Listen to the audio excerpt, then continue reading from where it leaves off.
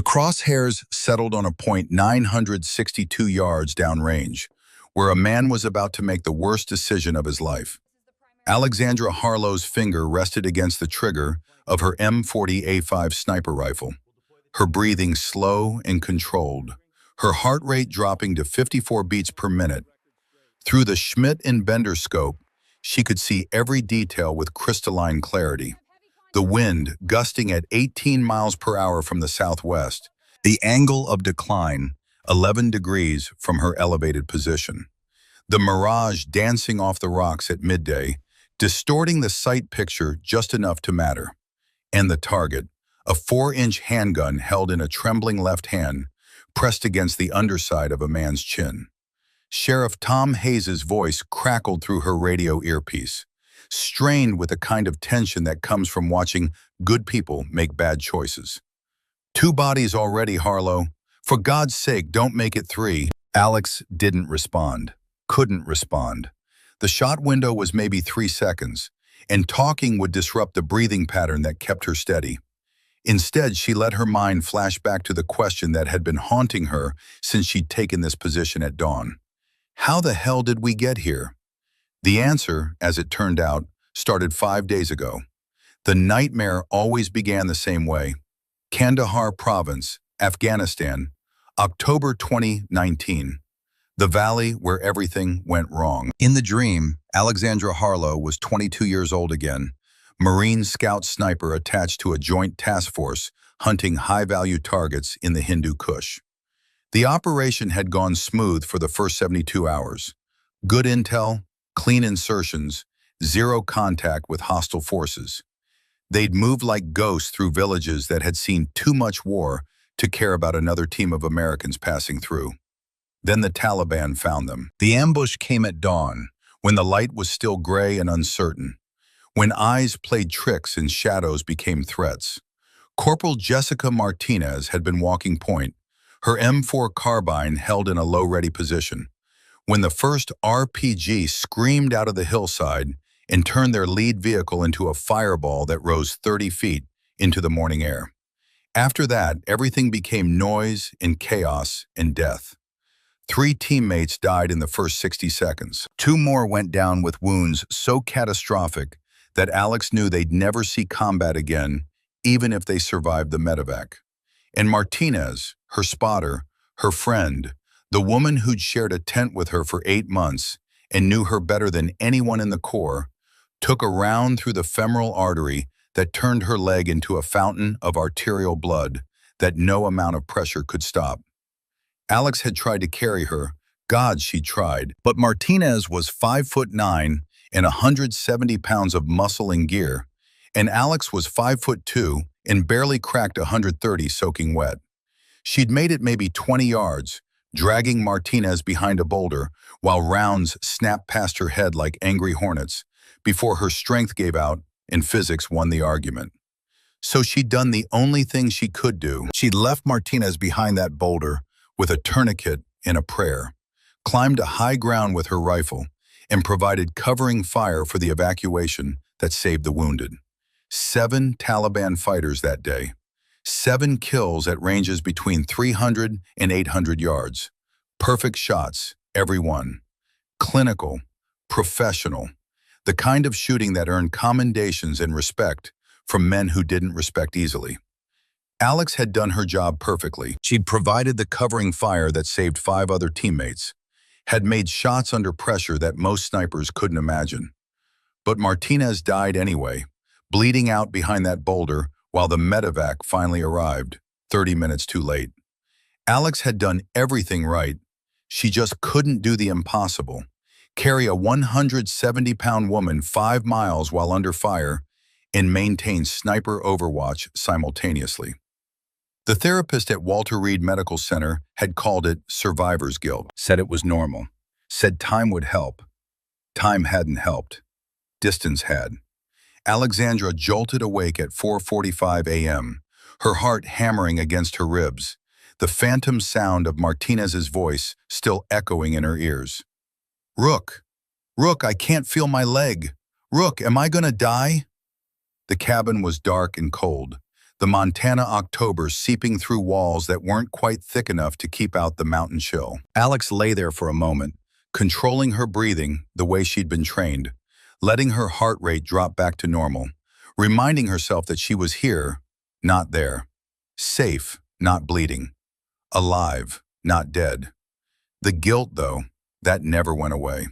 She rolled out of bed and began her morning ritual, the routine that had kept her sane for the 8 months since she'd bought this property and fled civilization like it was a plague she needed to escape. The cabin was small, just 1,200 square feet of rough-hewn timber and stone, built into the side of a mountain that most people couldn't find with GPS and determination. She'd bought 2,400 acres of Montana wilderness through a veterans land program, paying cash from the combat bonuses and hazard pay she'd saved over 6 years of service. The listing had described it as remote, undeveloped, former government property, ideal for privacy-seeking individuals. What it hadn't mentioned was that the nearest town was 40 minutes of dirt road away, that cell service was non-existent, and that the previous owner had been a survivalist who died alone and wasn't found for 3 months. Perfect, in other words. Alex moved through the cabin in the dark, not bothering with lights. She knew every inch of this space by touch and memory. Kitchen to the left, sparse and functional. Living area with a wood-burning stove that she'd learned to operate through trial and frozen error. Bedroom barely large enough for a twin bed and a dresser. And the walls, covered with photographs. She paused in the living room, letting her eyes adjust to the pre-dawn darkness, and looked at the collection of images that told the story of a man she'd never known well enough. James Ironclad Harlow, her father, Medal of Honor recipient, Korean War veteran, who'd held a position at the Chosin Reservoir against overwhelming Chinese forces in November 1950, who'd killed 27 enemy soldiers in a single night with an M1 Garand rifle and sheer, stubborn refusal to die. The photos showed a progression. Young Marine in dress blues, 19 years old, looking like he was ready to fight the entire world. Older Marine receiving the Medal of Honor from President Truman, the ribbon settling around his neck while he stood at attention with eyes that had already seen too much. Middle-aged man in civilian clothes, teaching a 12-year-old girl how to shoot at a range outside Bozeman, his massive hands dwarfing hers as he showed her the proper sight picture. That girl had been Alex, and that lesson had changed everything. Her father had died in 2015, lung cancer from a lifetime of cigarettes and probably some chemical exposure in Korea that the VA never quite acknowledged. She'd been 16, angry at the world, angry at him for leaving, angry at herself for not saying the things she should have said before it was too late. He'd left her 3 things: the cabin, which she'd only learned about after his death, the M1 Garand he'd carried at Chosin, meticulously maintained and wrapped in oilcloth like a religious relic, and a letter, handwritten in the shaky script of a man whose hands no longer obeyed his commands. Alex had read that letter exactly once, the day after his funeral. She kept it in a drawer and hadn't looked at it since, but she remembered every word. Shooting is meditation, he'd written. It's the art of making yourself so small and so still that you become part of the landscape. The rifle is just the tool. The real weapon is patience.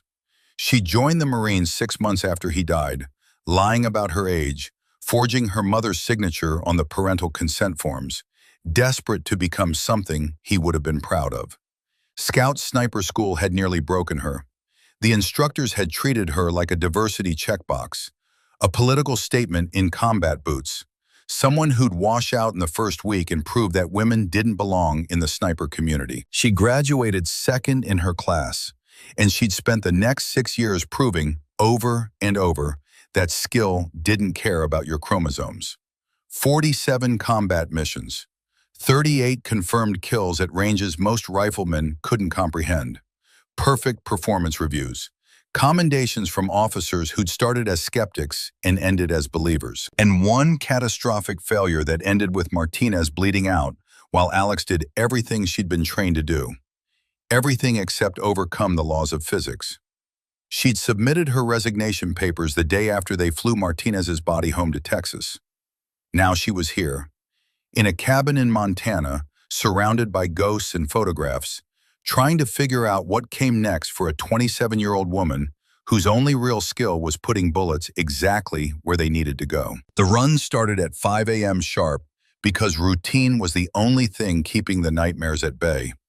Alex stepped out into the October cold wearing running shoes, black leggings, and a Marine Corps hoodie that was 2 sizes too large and had belonged to her father. The temperature was maybe 38 degrees, cold enough to hurt when she breathed, cold enough to remind her that she was alive and functioning and still capable of feeling something other than guilt. She'd mapped out a 5-mile loop through the forest surrounding her property, following game trails and old logging roads that hadn't seen vehicle traffic in decades. The route took her through dense stands of lodgepole pine, across streams that ran crystal clear and cold enough to stop your heart, past rock formations that looked like the bones of mountains poking through the earth's skin. She ran hard, embracing the pain in her lungs and the burn in her legs, welcoming the physical discomfort that temporarily drowned out the mental noise. This was simple. Put one foot in front of the other, control your breathing, don't stop until the route was finished. No moral ambiguity, no life or death decisions.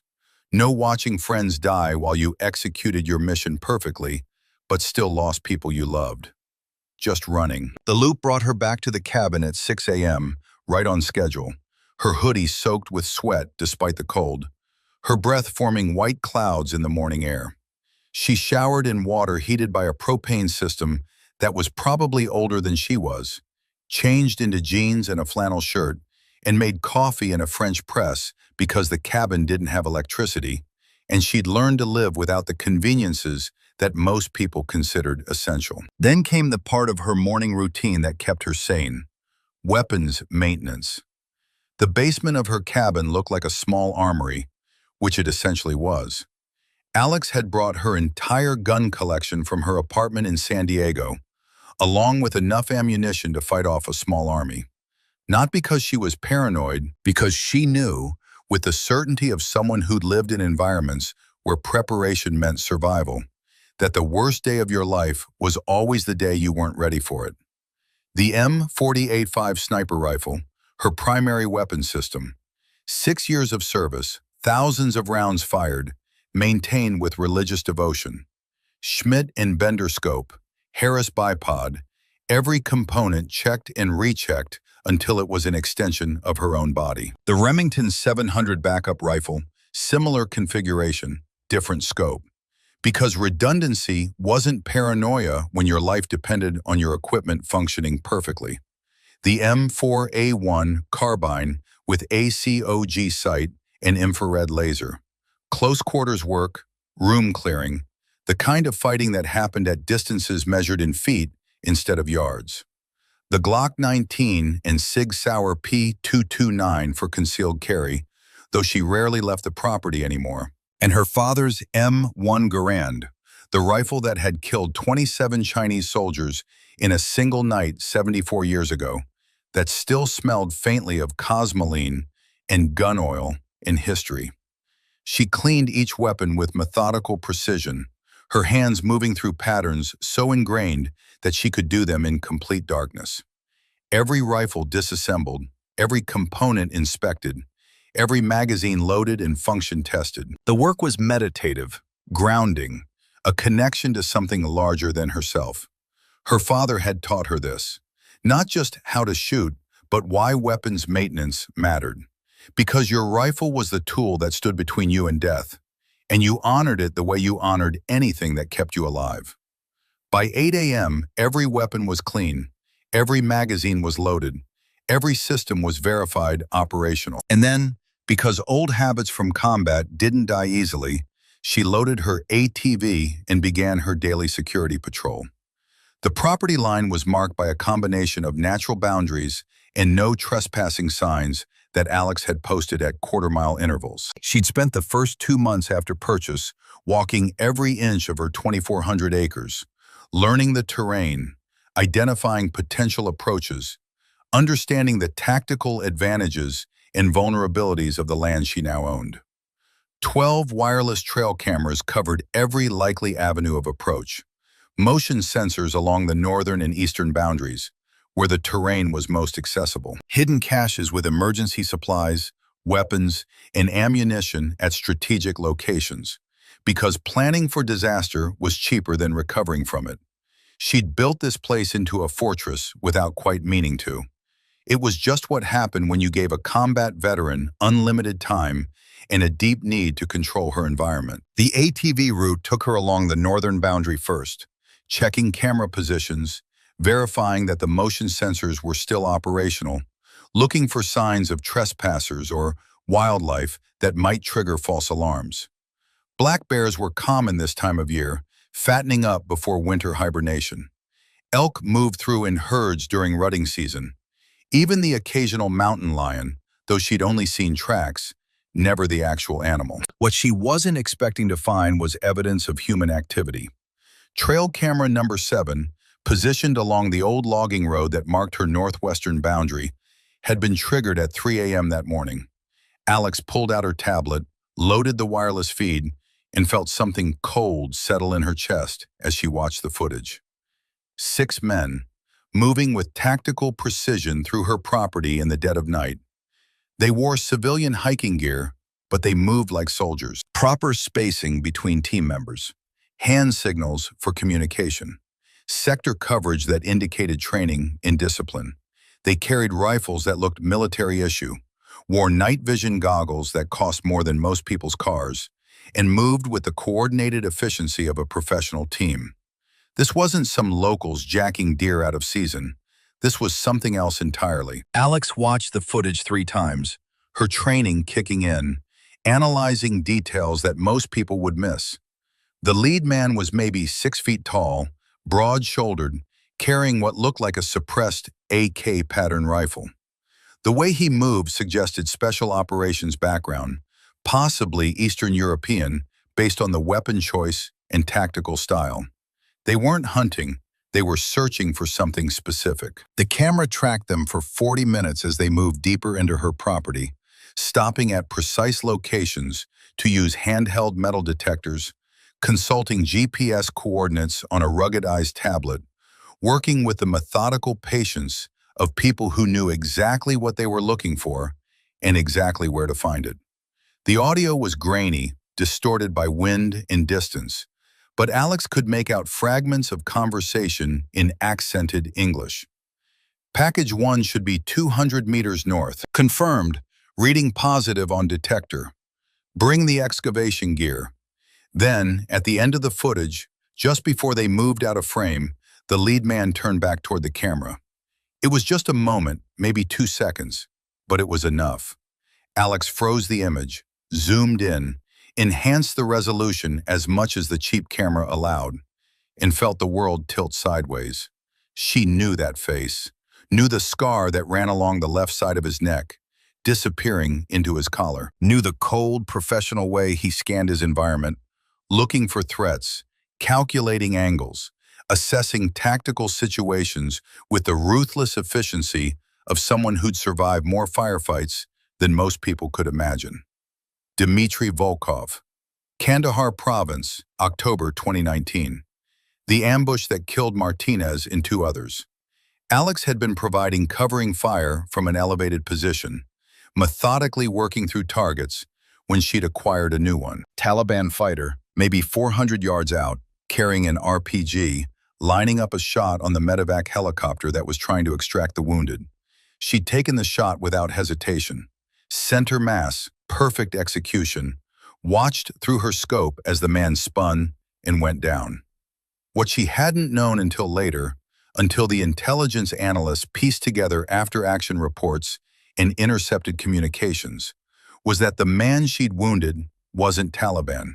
He was Spetsnaz, Russian special forces, operating in Afghanistan under the kind of cover-your-ass deniability that governments loved and soldiers died for. And the man she'd wounded was his brother, Alexei Volkov, who'd bled out from a severed subclavian artery before his team could get him to proper medical care.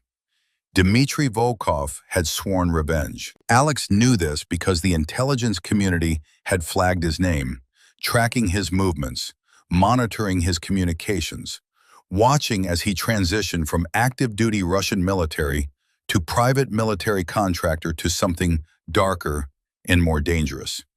And now he was here, on her property, in Montana, searching for something with military precision and resources that suggested serious backing. Alex sat on her ATV for a long moment, staring at Volkov's frozen image on her tablet screen, feeling the implications stack up like dominoes waiting to fall. This wasn't random. This wasn't coincidence. Dmitry Volkov had traveled halfway around the world to operate on property owned by the woman who'd killed his brother. The question was, why? She needed more information. Needs to understand what they were searching for, what Package 1 meant, why they were using metal detectors and GPS coordinates like they were hunting buried treasure. So she did what any good sniper would do. She started reconnaissance. Tracking Volkov's team took 3 days of careful observation, patient surveillance, and the kind of fieldcraft that separated professionals from amateurs. Alex moved through her own property like a ghost, using game trails and terrain features to stay concealed, maintaining distances that kept her outside their detection range while keeping them well within her observation capability. She didn't carry her M40A5, too bulky, too obvious. Instead, she brought a Leopold spotting scope, a digital camera with a telephoto lens, and the Glock 19 for close-range security. Day 1 was reconnaissance, learning their patterns, their routes, their procedures. They operated on a strict schedule. Insertion at 3 a.m. via what looked like a hidden vehicle staging area about 2 miles north of her property line. Movement to target locations using GPS coordinates and metal detectors. Excavation if the detectors registered positive hits. Extraction before dawn. Professional, disciplined, expensive. Day 2 was documentation. Alex photographed everything. Faces, weapons, equipment, vehicles. She recorded audio of their conversations, catching fragments that filled in pieces of the puzzle. They spoke a mixture of English and Russian, switching between languages with the casual fluency of men who'd operated in multinational environments. 13 remain after this one. Ashford's timeline is aggressive. Senator wants this finished before the election cycle. Senator, that was interesting. Day 3 was the breakthrough. Volkov's team moved to the northwestern section of her property, a remote area she rarely visited because the terrain was brutal. Steep slopes, loose rock, dense vegetation that made movement difficult and dangerous. They brought excavation equipment, shovels, pry bars, a portable winch. They worked for 3 hours clearing rocks and debris from what Alex had assumed was a natural depression in the hillside. It wasn't natural. Through her spotting scope, from a concealed position 600 yards away, Alex watched as they cleared enough material to reveal concrete underneath. Old construction, weathered by decades of exposure, but still solid, still functional. A bunker. Cold War era by the look of it, probably built in the 1960s or early 70s, back when the United States was building fallout shelters and civil defense installations, like the world might end at any moment. The entrance was sealed with a steel door that had rusted to the color of dried blood. Volkov's team used bolt cutters on a chain that looked like it hadn't been touched in 50 years, pried the door open with crowbars and brute strength, and disappeared inside with flashlights. 30 minutes later, they emerged carrying a metal briefcase. Military issue, stainless steel construction, triple lock system, and based on the way they were handling it, heavy enough to require 2 men for comfortable transport. Volkov opened the briefcase carefully, like he was handling something that might bite. Even from 600 yards away, through 12-power magnification, Alex could see his expression change. Satisfaction. Greed. Success. She couldn't see what was inside, but she could see the interior lining. Lead. Thick enough to be obvious. The kind of shielding you use for radioactive materials. The kind the military use for nuclear weapons components. Alex's blood went cold. She'd found the property through a veterans' land program, a government initiative that sold decommissioned federal property to qualified veterans at below-market prices. The listing had mentioned it was former government land, a decommissioned military testing site, but had been vague about specifics. The record said all hazardous materials had been properly disposed of when the base closed in 1973. The records lied.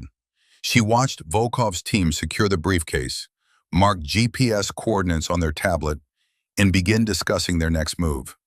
Their radio chatter, which she'd been intercepting since day 2 using a frequency scanner, was revealing. Package 1 secured, 13 to go. 13. There were 14 of whatever they were looking for. 14 lead-lined cases hidden in bunkers across her property. Alex waited until they left, then approached the bunker carefully, watching for booby traps or security measures, moving with the paranoia that had kept her alive in Afghanistan. The door was still open. She used her flashlight to examine the interior. Concrete walls, maybe 8 feet high. Old electrical fixtures that hadn't seen power in decades. Storage racks that had mostly collapsed into rust and debris. And in the corner, 13 empty mounting brackets, lead-lined, designed to hold cases exactly like the one Volkov's team had taken. 1 down, 13 to go. She climbed out of the bunker, sealed the entrance as best she could, covering it with rocks and branches to match the surrounding terrain, making it look undisturbed. Then she hiked the 6 miles back to her cabin, her mind racing through options. Call Sheriff Hayes. Tell him what? That she'd found evidence of Cold War-era nuclear materials on her property, and armed professionals were stealing them. Tom Hayes was a decent law enforcement officer, but he was equipped for cattle theft and domestic disputes, not international nuclear trafficking. Call the FBI. Same problem. By the time federal agents responded, investigated, verified her claims, Volkov would have recovered all 14 packages and disappeared into whatever criminal network paid for such things. Call someone from her old unit. That felt like admitting she couldn't handle her own problems. And Alex had spent her entire military career proving she could handle anything thrown at her. But before she could decide on the right move, the decision was made for her. She woke at 5 a.m. on day 4, went for her run, returned at 6. Everything normal, everything routine, except it wasn't. Someone had been inside her cabin while she was running. The entry was professional. No broken locks, no damaged windows. They'd either picked her deadbolts or cloned her key, moved through her space with surgical precision, left almost no trace of their presence. Almost. Alex had spent 6 years living in environments where missing a detail meant death. She noticed things. The coffee mug on her counter moved 3 inches to the left. The throw blanket on her couch folded differently than she'd left it. Her laptop closed when she always left it open to vent heat.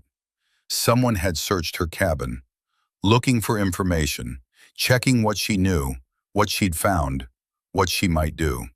They'd been in her bedroom, her office, her basement armory, though they hadn't taken any weapons, which meant this wasn't theft. It was intelligence gathering. And there was one other thing missing. One item so specific that its absence was clearly a message.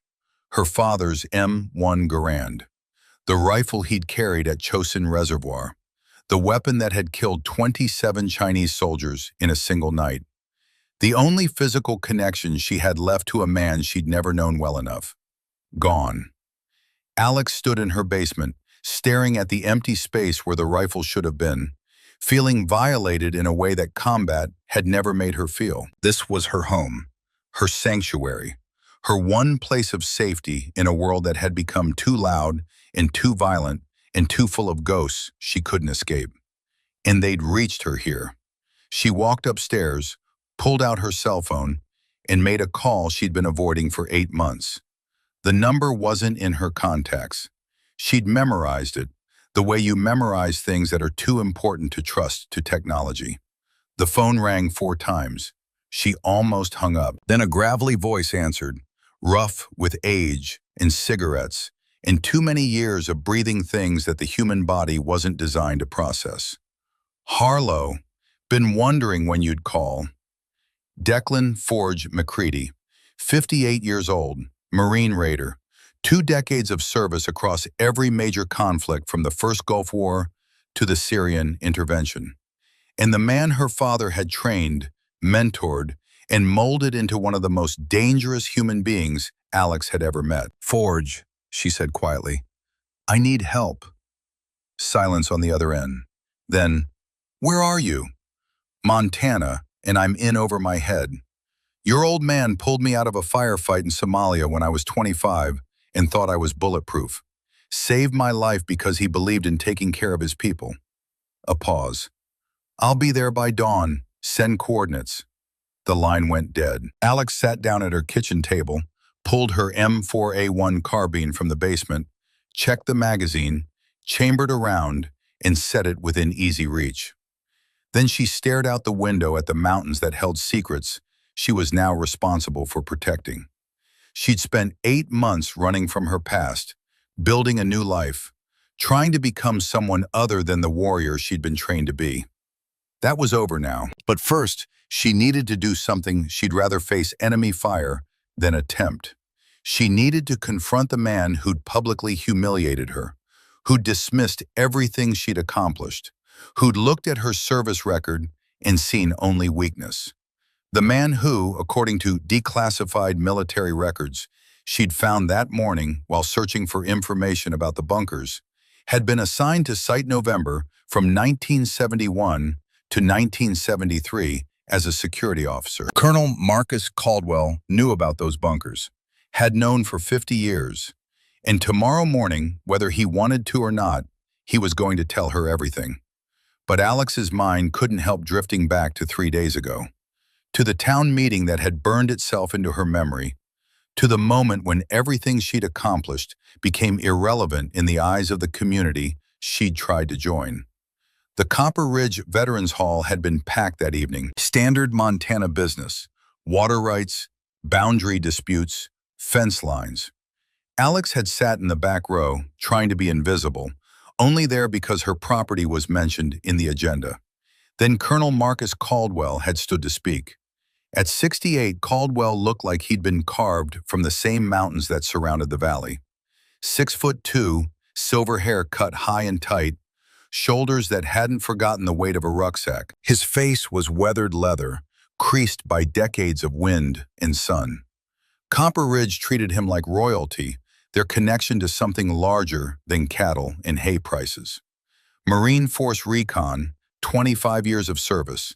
First Gulf War, Mogadishu, Iraq. 89 confirmed kills across a career that had become legend. I heard we got a former Marine Scout sniper who bought the old Patterson place, Caldwell had said, his eyes finding her in the back row. That right, Miss Harlow? Every head had turned. Alex had stood. Protocol. Yes, sir.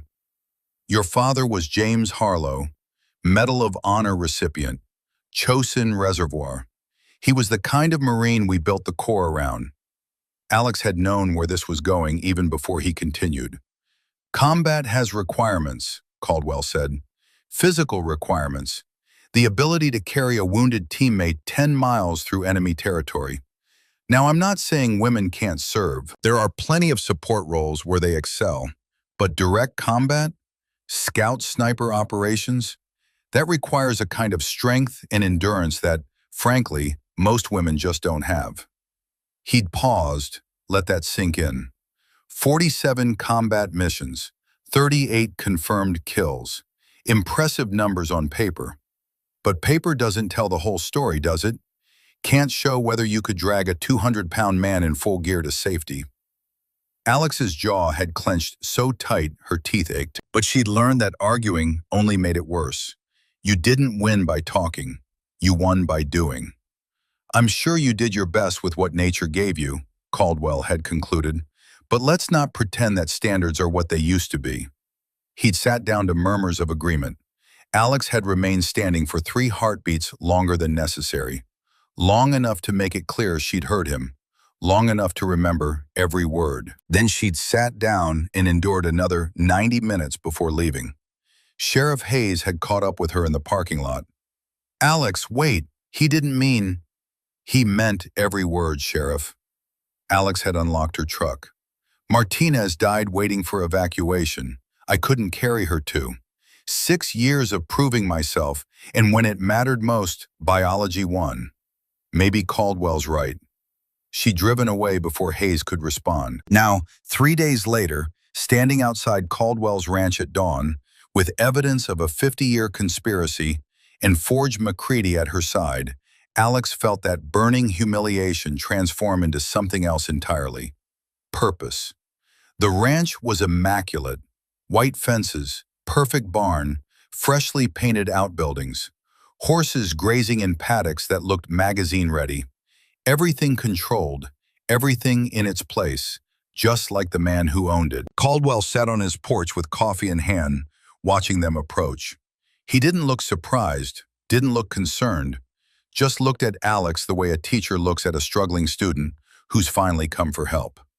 Forge walked beside her, moving with the economic grace of a man who'd spent decades carrying heavy things through hostile terrain. He was built like a linebacker, 6 feet of muscle and scar tissue, with a beard that had gone silver and eyes that never stopped scanning for threats. He'd arrived at her cabin at dawn as promised, driving a truck that looked like it had survived multiple wars, and probably had. They'd spent 2 hours going over everything: the trail cam footage, the bunker, the stolen rifle, Volkov's team, the lead-lined briefcase, and the classified document Alex had found in the county records office after 3 days of searching. Site November. Tactical Nuclear Weapons Testing Facility. Operational 1967 to 1973. Decommissioned per SALT I treaty requirements. All hazardous materials transported to Nevada test site for disposal.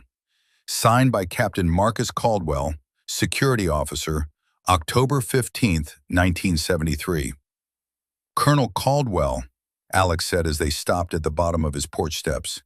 Her voice was steady, controlled. "We need to talk about Site November." For the first time since she'd known of his existence, Marcus Caldwell's face showed something other than certainty. His eyes widened fractionally. His coffee cup paused halfway to his lips. "How do you know that name?" His voice was quiet, careful. "Because I found one of the bunkers," Alex said, holding his gaze, "and the men who are cleaning it out."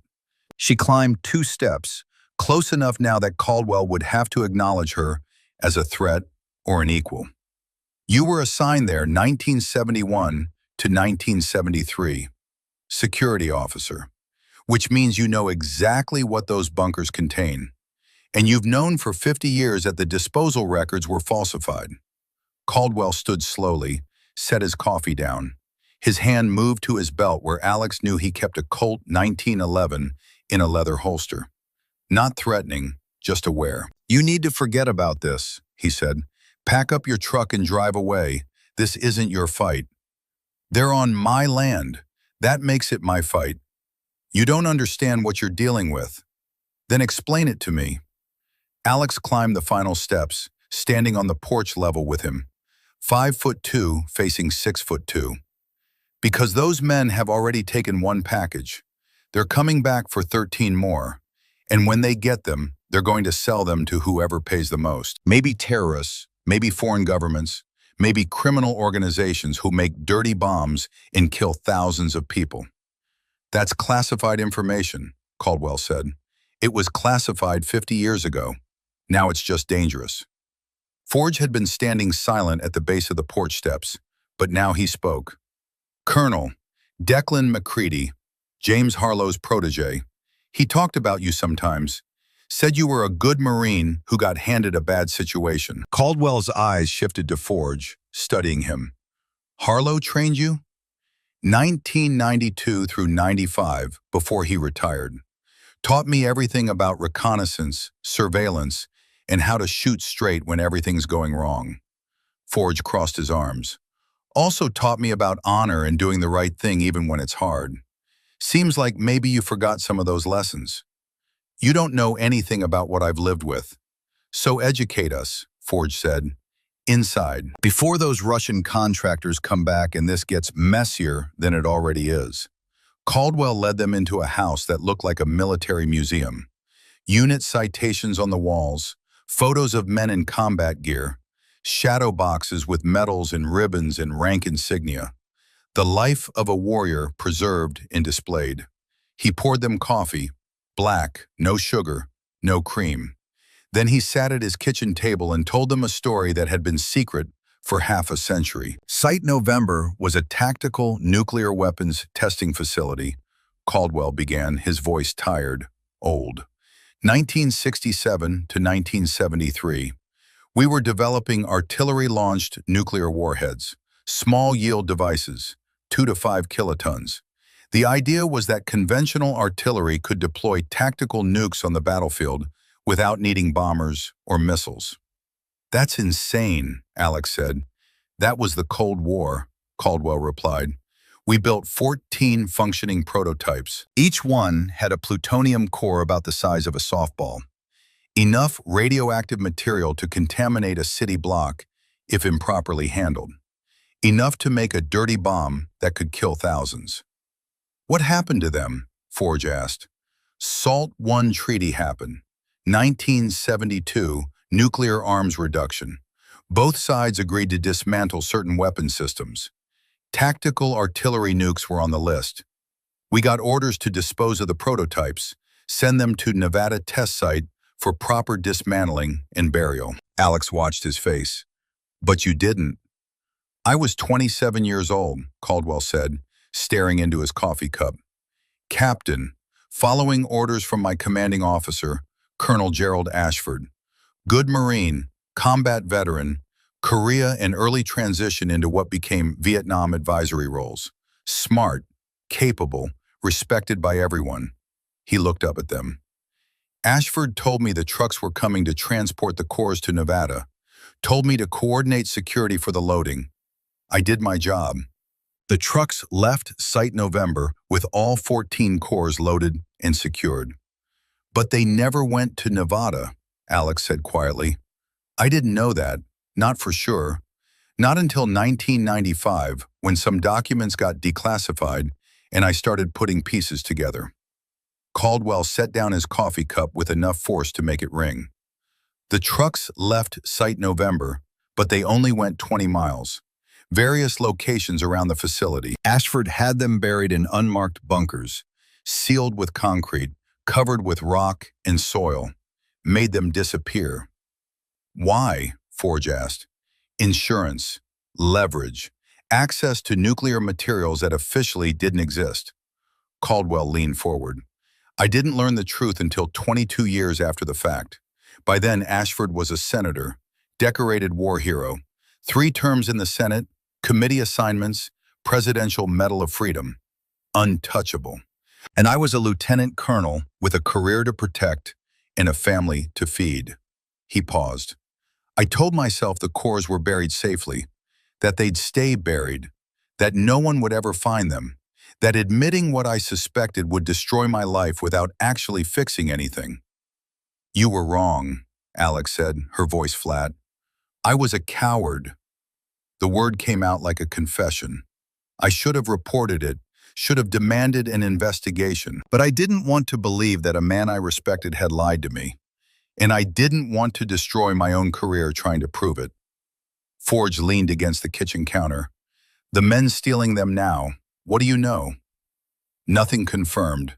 But if they know about Site November, if they have locations, if they have the equipment and expertise to handle nuclear materials, Caldwell trailed off. This is bigger than poachers.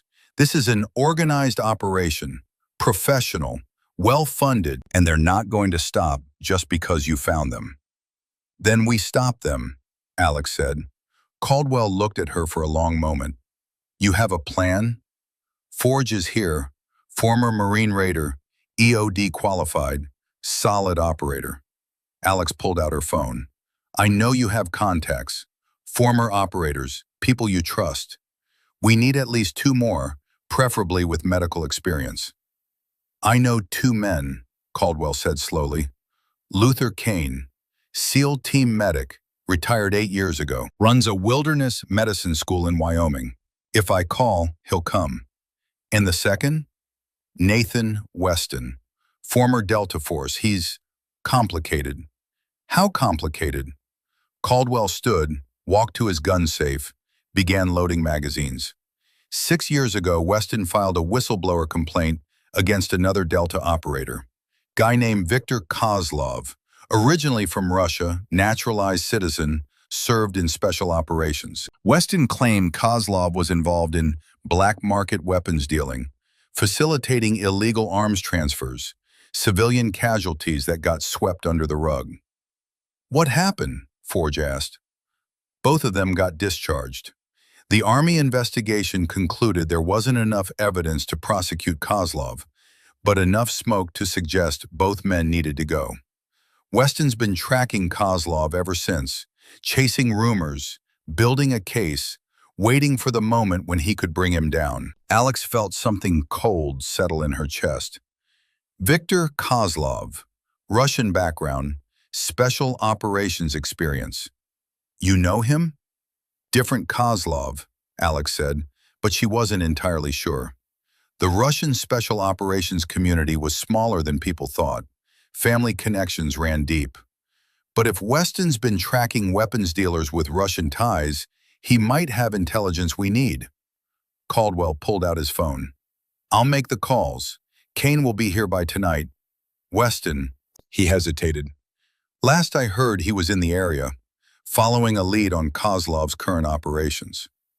Tell him we might have found his target, Alex said.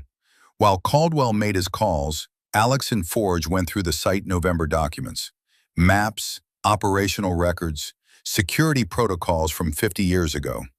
Caldwell's memory was sharp. He remembered bunker locations, access routes, security measures that had been in place. He sketched additional details, corrected GPS coordinates, provided information that wasn't on any official record. By noon, they had a complete picture of Site November's layout. 14 bunkers, designated by Greek letters, Alpha through Nu, each one containing a single plutonium core in a lead-lined transport case. Forge studied the map. If Volkov's team already hit Alpha and they're moving systematically, they'll go for Beta, Gamma, Delta next. Those are the easiest access, lowest elevation, closest to their staging area. We can't defend all 14 locations, Caldwell said. Not with 4 operators. Then we don't defend them, Alex said. We let them take some, 3, maybe 4 bunkers. Let them think they're succeeding. Let them commit resources and timeline. Then we choose 1 bunker, fortify it properly, and make our stand there. Which one? Forge asked. Alex pointed to the map. Bunker Hotel. Highest elevation, 9,800 feet. Single approach route, exposed ridgeline, limited cover. If we set up right, we can control the entire approach for 1,000 yards. That's a last stand, Caldwell said quietly. No, Alex replied. It's a shooting gallery with me behind the trigger. Luther Iceman Kane arrived at 6 p.m., driving a Chevy Silverado with Wyoming plates. He was 56, built like he was still running Bud/S training, with gray hair buzzed to stubble and forearms like steel cables. SEAL Team Medic, served in the First Gulf War, Somalia, Iraq. 2 decades of patching holes in people who'd been shot, blown up, or otherwise introduced to the reality that human bodies were fragile things. He shook Alex's hand with a grip that tested her. You're the one who got Captain Caldwell's son's highest recommendation. Alex blinked. Captain Caldwell? My son, Ethan, Marcus Caldwell said quietly. Scout sniper instructor at Quantico. He called me 6 months ago, said he just graduated the best natural shooter he'd seen in 15 years. Said she had the temperament, the discipline, the instinct. Said she reminded him of me at her age. Alex felt something cold settle in her chest. He never mentioned you were his father. He wouldn't. Ethan believed in earning respect based on performance, not bloodlines. Caldwell's voice was tight. He told me her name was Alexandra Harlow. Said she was headed to Montana after she separated. Asked if I'd look out for her, maybe offer guidance. And at the town meeting, you saw me and... Alex's voice trailed off. I saw you and I saw Ethan, Caldwell said. His eyes held weight that hadn't been there before. And I couldn't reconcile it. The room went quiet. Finally, Forge spoke. What aren't you telling us, Colonel? Caldwell took a long breath. Ethan died 3 weeks after your Syria operation, 2018. Counter-sniper position, covering an egress route for a team that got compromised. Alex felt the world tilt. I didn't know. He was covering your team, Caldwell said. Your unit. The intelligence briefing said you'd acquired high-value intelligence, but the egress was hot. Ethan volunteered for Overwatch. He held that position for 6 hours against overwhelming fire. Got your people out safely. He looked at Alex with eyes that had carried this weight for 6 years. He died protecting the sniper he'd trained. Died making sure you lived. At that town meeting, I saw you alive and him dead. Couldn't accept that my son made the choice he was trained to make. So I lashed out. Alex stared at him, processing. Captain Caldwell saved my life in Syria. I was pinned down, 3 hostiles closing in. He provided counter-sniper fire from 800 yards, dropped all 3 in 15 seconds. Caldwell's eyes glistened. That's Ethan, always teaching, always pushing people to their potential. After the mission, he pulled me aside, Alex continued, said, Harlow, you've got the talent. Now develop the discipline to match it. Be exceptional. I asked him who taught him that. He just smiled and said his father was a Marine legend.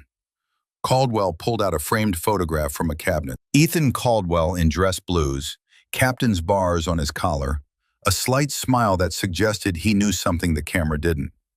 I was wrong about you, Caldwell said quietly. Ethan trained you, taught you everything I taught him, which means you're generationally good. And if I'd been half the man he was, I would have seen that from the beginning. We honor him by finishing this, Alex said, by stopping Volkov and Ashford, by making sure those cores don't end up killing the people Ethan died protecting. Nathan Cypher Weston arrived at 8 p.m., driving a nondescript sedan. He was 47, weathered, carrying the weight of hard decisions and unsupported accusations. He looked exactly like someone who'd spent 6 years tracking a ghost through the international arms trade. He carried a tactical laptop and 3 phones. You're the ones who found Volkov, he said without preamble. Confirmation, not a question. We found someone working his bunkers, Alex said. Team of 6, former Spetsnaz by the tactical movement, led by a man named Dmitry Volkov. That's Victor's brother, Weston said, opening his laptop. Dmitry Volkov, 51, former GRU Spetsnaz, dishonorably discharged from Russian military in 2015 for unauthorized operations in Ukraine. Since then, private military contractor, specializing in high-value material recovery. Translation, he steals things governments don't want stolen. He pulled up files. I've been monitoring Viktor Volkov's network for 6 years. 3 months ago, I intercepted communications between Viktor and someone in the U.S. government. Codenames, encrypted channels, but the content was clear. Viktor was brokering a deal for legacy nuclear materials, Cold War-era cores, suitable for dirty bombs, worth millions on the black market. Senator Gerald Ashford, Caldwell said quietly. Weston's eyes sharpened. You know him? He was my commanding officer at Site November, the man who ordered those cores buried 50 years ago. Weston typed rapidly. Ashford's in financial trouble, campaign debts, legal issues, needs money fast. Viktor approached him with a deal. Ashford provides locations and access intel. Viktor handles recovery and sale through his brother Dimitri's network. They split the profit. He turned the laptop around. Based on black market pricing for weapons-grade plutonium, we're looking at somewhere between $50 and $200 million. Depending on buyers, depending on how desperate certain parties are for material that can't be traced. Terrorist organizations, Forge said, or state actors who want plausible deniability, Weston replied. Iran, North Korea, non-state groups with serious backing. The cores from Site November are perfect, old enough that the paper trail is buried, small enough to transport easily, potent enough to make credible threats. Alex studied the data. You've been tracking Victor for 6 years. Why not come forward earlier? Because I needed proof, evidence that would stick. Weston's face was grim. Victor's too smart to leave obvious trails. I had to wait until he committed, until he made a move that exposed everyone involved. He pulled up another file. I've been feeding you intelligence for 3 days. Encrypted messages about Dimitri's operation timeline, team size, target locations. You're the one who warned us, Alex said. Bunkers, Echo, Foxtrot, Golf, and Hotel. Tomorrow night, starting at 2100 hours, Dimitri's bringing reinforcements from Victor's network. 14 operators plus 4 security personnel provided by Ashford. 18 hostiles total. 4 against 18, Kane said. Bad odds. So we don't fight on their terms, Alex said. We choose the battlefield. They spread the maps across Caldwell's dining room table. Topographical charts, satellite imagery, GPS coordinates. Everything they knew about Site November. Everything Weston had intercepted about Volkov's operation. 14 bunkers, Caldwell began. Dimitri has recovered at least 4 cores, possibly more. We've confirmed Bunker Alpha was hit 6 days ago. Intelligence suggests they've taken Beta, Gamma, and Delta as well. Forge studied the terrain. That's fast work. They know exactly what they're looking for. Ashford gave them everything, Weston said. Locations, access codes, handling procedures. This isn't random, it's surgical. Alex pulled up Dmitry Volkov's photo. This is personal for him. I killed his brother in Kandahar, 2019. He's not just here for money, he wants revenge. Which makes him dangerous, Caldwell said. Emotional operators make mistakes, but they also take risks that rational people wouldn't. Kane inventoried his medical supplies. If this goes kinetic, we need casualty evacuation routes. Can't count on medevac in time. We plan for self-sufficient operations, Forge said. Assume we're on our own until it's over. Alex and Caldwell worked on sniper positions, calculating fields of fire, overlapping coverage, primary and alternate locations. Bunker Hotel, Alex said, pointing to the map. 9,800 feet elevation. Single approach from the east. Exposed ridgeline before they reach the bunker. If we set up here, she indicated a rock formation 600 yards west. Primary hide with clear line of sight down the entire approach. Wind? Caldwell asked. Prevailing from the southwest, average 15 to 20 miles per hour. Gusty at that elevation, but predictable. You've made shots past 1,000 yards in combat? 1247 yards, Alex said. Helmand Province, 2020. High wind, moving target, elevated position.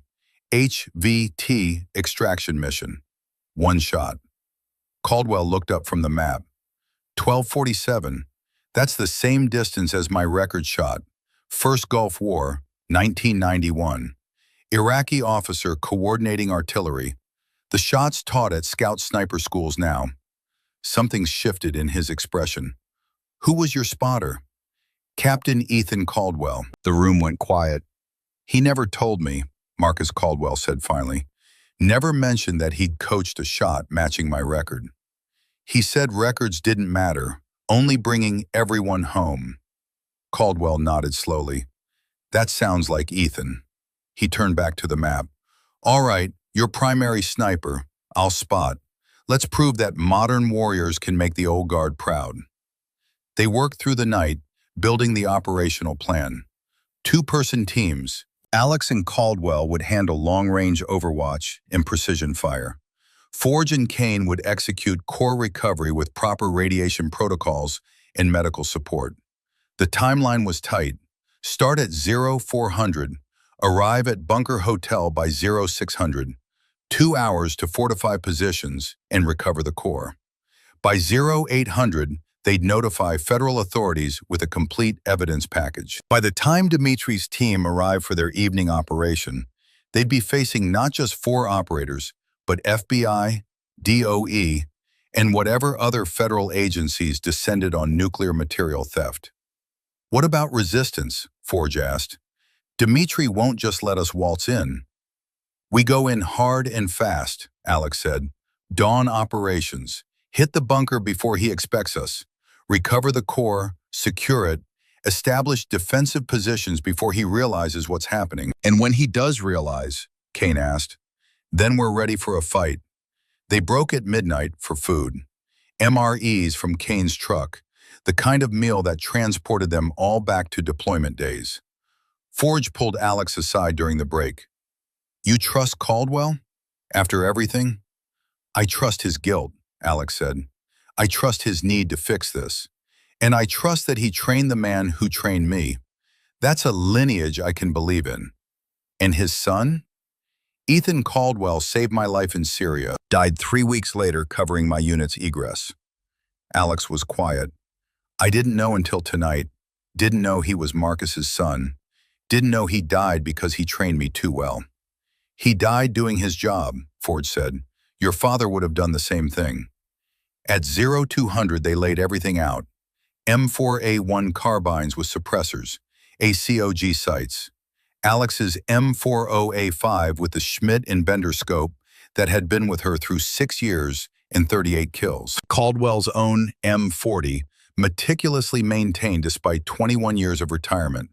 Ammunition counted, magazines loaded, every round accounted for. Radiation detection equipment from Kane's Wilderness Medicine School. Lead line transport cases for the recovered core. Communications gear, encrypted radios, satellite phones. 300 rounds of .308 Winchester, Alex reported. 800 rounds 5.56 NATO, sufficient for sustained engagement. Medical supplies for 4 casualties, multiple trauma scenarios, Kane added. "Can't replace a hospital, but I can keep people alive long enough to reach one." Forge checked his EOD gear. "Radiation protocols are straightforward. Don't touch the core directly. Don't breach the case. Monitor exposure constantly. We should be able to extract safely." Weston set up his computer station. "I'll coordinate federal response once you secure the core. FBI, DOE, ATF. But response time from Billings is 90 minutes minimum. You're on your own until then." At 0330, Alex received an encrypted message. Unknown sender, but she recognized the signature. "Volkov confirmed for tonight, 2100 hours, Bunkers Echo, Foxtrot, Golf, Hotel. Full team deployment. Count 16 operators, 4 Ashford security. Heavy weapons possible. Suggest extreme caution." She read it aloud. 16 plus 4, Caldwell said. 20 hostiles confirmed. "They're not taking chances this time," Forge added. "Neither are we," Alex said. She looked at each of them. Forge, who'd come because her father had trained him. Kane, who'd answered Caldwell's call. Weston, who'd spent 6 years chasing this moment. Caldwell, who was trying to atone for 5 decades of silence. "We do this right, we go home alive," she said. "We do this wrong, those cores end up on the black market and people die. Possibly thousands. That's the stakes." She pulled out her father's photograph from Chosin Reservoir. "My father held a position against impossible odds because that's what Marines do. We hold the line when no one else can. We complete the mission even when the mission is impossible." She set the photo down. "Tomorrow, we hold hotel, and we remind 20 criminals that skill matters more than numbers." At 0400, they loaded into 2 vehicles. Alex and Caldwell in her F-150 with the sniper rifles. Forge and Kane in Kane's Silverado with the EOD gear and medical supplies. They drove through darkness toward the mountain that held secrets buried for 50 years. The sky was just beginning to lighten when they reached the base of the ridgeline leading to Bunker Hotel. They parked the vehicles in concealed positions, covered them with camouflage netting, and began the 4-mile hike to the summit. Alex led the way. Her mountain, her mission, her responsibility. Behind her, 3 warriors followed, each carrying the weight of their own histories. Forge carried 60 pounds of gear like it weighed nothing. Kane moved like water, fluid and silent. Caldwell climbed with the steady pace of a man who'd done this before, who'd led Marines in combat and knew that speed mattered less than sustainability. They reached Bunker Hotel at 600, just as the sun broke over the eastern peaks, spilling golden light across exposed granite and sparse vegetation. The bunker entrance was exactly where Caldwell's 50-year-old memory had placed it. Concrete door, rusted lock, the seal of secrets too long buried.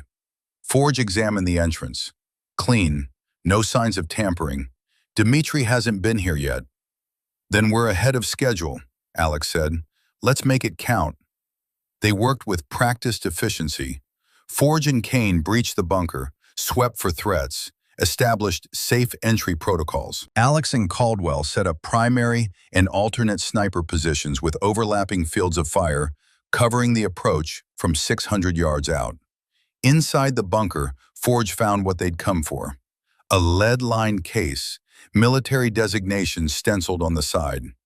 Project Winter Forge, Core Hotel, serial WF-08. Got it, he radioed. Radiation levels nominal, case intact, proceeding with extraction. Kane monitored with a Geiger counter, while Forge carefully secured the case in their transport container. 20 minutes of careful work, every movement deliberate, every protocol followed exactly. At 700, the core was secured. Forge and Kane positioned themselves at the bunker entrance, establishing close defense perimeter. Alex and Caldwell were in their primary hide, 600 yards west, with clear line of sight down the entire approach corridor. The wind at this elevation was exactly what Alex had predicted. 15 to 20 miles per hour from the southwest, gusting occasionally to 25. She set up her M40A5 with the patience of someone who knew that rushing meant missing later. Caldwell lay beside her with his spotting scope. Winds consistent, 3 o'clock, 17 miles per hour sustained. Copy, Alex replied. Bunker entrance is at 600 yards. Approach corridor extends to 1,400. Effective range for M40 is out to 1,200 in these conditions. Beyond that, we're pushing the envelope. Ethan trained me to 1,500, Alex said. I can reach anything that comes at us. Caldwell was quiet for a moment. He really did see something in you. He saw what you taught him to see. Patience, discipline, the absolute certainty that when you pull the trigger, the shot connects. At 800, Weston made contact with federal authorities. FBI Field Office in Billings, DOE Emergency Response, ATF. He provided evidence packages, coordinates, threat assessments. Response time is 90 minutes, Weston reported. They're scrambling assets, but we're on our own until at least 0930. Then we hold until 0930, Alex said. Standard defensive operation. Establish kill zones, maintain fire discipline, make every shot count. The mountains settled into quiet, birds calling, wind rushing through sparse trees, the vast silence of wilderness that had seen too much violence and would see more today. Alex lay behind her rifle, controlling her breathing, letting her heart rate drop to operational levels, becoming part of the landscape the way her father had taught her, 54 years after he'd done the same thing at Chosin Reservoir. Somewhere below, moving up the mountain with professional precision and criminal intent, Dmitri Volkov led 20 operators toward a confrontation he didn't know was waiting. A confrontation that would prove skill mattered more than numbers, precision more than fury, and that 4 defenders who knew their ground could hold it against 20 attackers who thought victory was inevitable. The sun climbed higher, the wind held steady, and Alexandra Harlow settled behind her rifle and waited for the moment when patience became violence. The wind at 9,800 feet was a living thing with moods and intentions.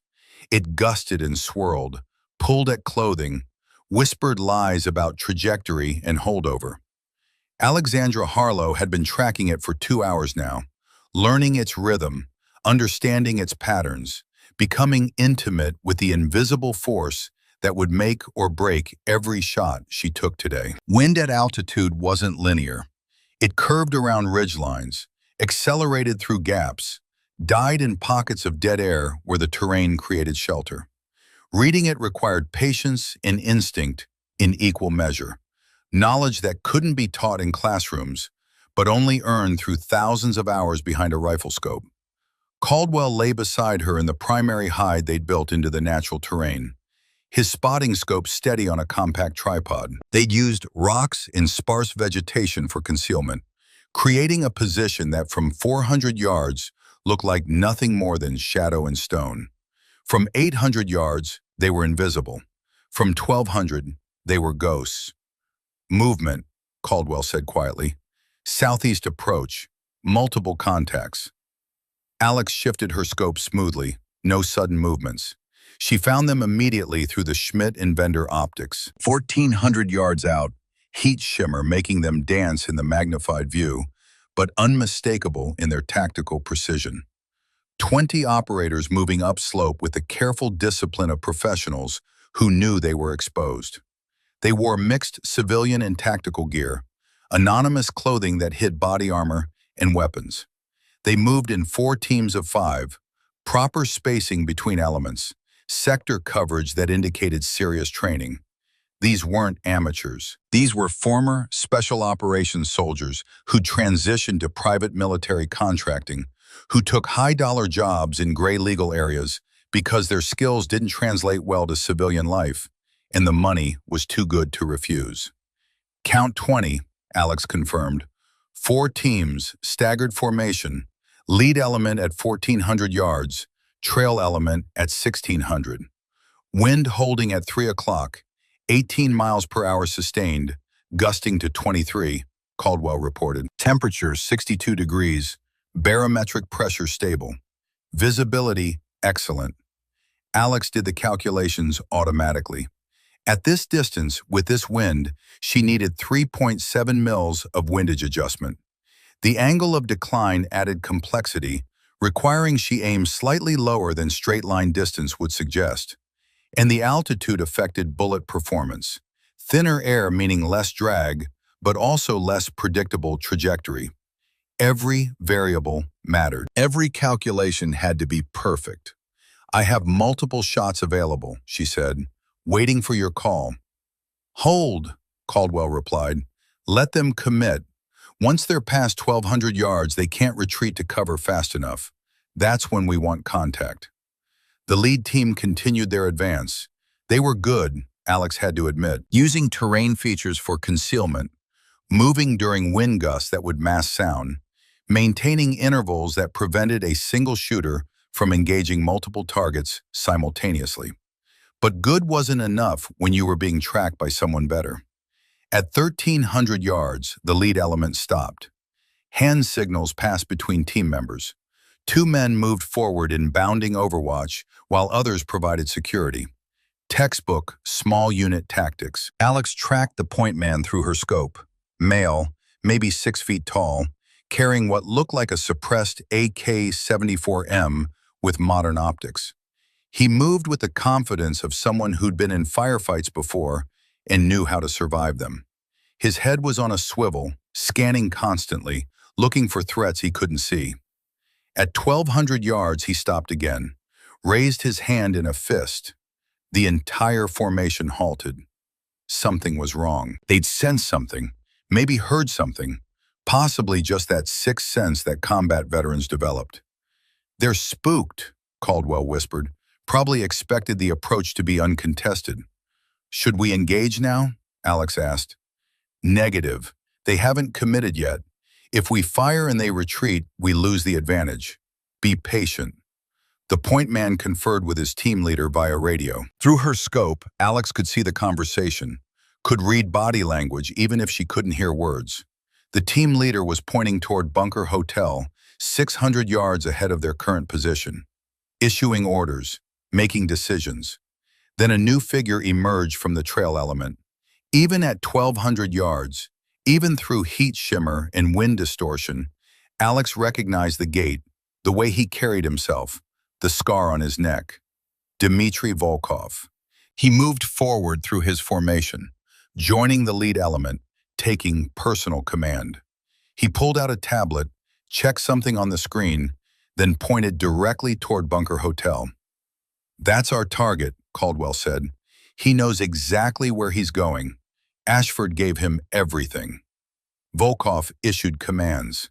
The formation tightened slightly, preparing for the final push. They were going to move as a concentrated force, overwhelming speed and numbers, betting that the bunker was undefended. They were about to learn how wrong that bet was. At 1,100 yards, the entire formation began moving. No more careful bounds, no more tactical patience. They advanced like they owned the mountain, 20 operators against an empty bunker and an extraction that should take 15 minutes. "Range 1,100, Caldwell called. Wind shifting, now 330, 20 miles per hour. Lead element entering kill zone. Alex's breathing slowed. Her heart rate dropped from 60 beats per minute to 54. The rifle settled into the pocket of her shoulder like it was part of her skeletal structure. The crosshairs found center mass on the lead designated marksman, a man carrying an SR-25 with a high-powered scope. He was Volkov's counter-sniper insurance, the man who was supposed to identify and neutralize threats like Alex. The first target that had to fall. She waited for the wind to lull, watching grass at 600 yards. When it stopped bending, she had a 3-second window. The rifle settled. The crosshairs found center mass. Alex's finger took up the trigger slack, that last millimeter of resistance before the sear broke and physics took over. The shot broke clean and smooth. The .308 Winchester round covered 1,100 yards in 1.2 seconds, traveling at just over 2,000 feet per second, dropping 3 feet from boreline due to gravity, pushed 18 inches to the right by wind, before Alex's holdover compensation brought it back on target. The designated marksman dropped like someone had cut his strings. His SR-25 clattered on rocks. His team scattered, seeking cover that didn't exist on the exposed ridgeline. "Hit," Caldwell confirmed. "Good shot. Reload." Alex cycled the bolt, ejecting the spent casing and chambering a fresh round in less than 2 seconds. She found her second target before the first team had finished reacting. Another designated marksman, 900 yards now, moving into cover behind a boulder. The boulder provided concealment from frontal fire, blocking line of sight from Bunker Hotel's position. But from Alex's elevated angle, 600 yards to the west, she could see his leg extending beyond the rock face.